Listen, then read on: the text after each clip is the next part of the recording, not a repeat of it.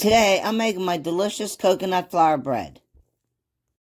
In a bowl, combine the flour, the psyllium husk, the baking powder, and the salt. Whisk all the ingredients together well. Add the eggs,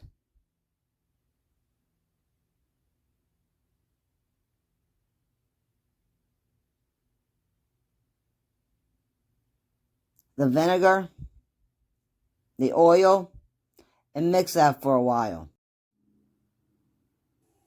Add the hot water and mix till a soft dough is formed. And if you like this video, please hit the like button and please subscribe. Pour the dough into a parchment-lined loaf pan and spread it out. Top with some sesame seeds and flax seeds.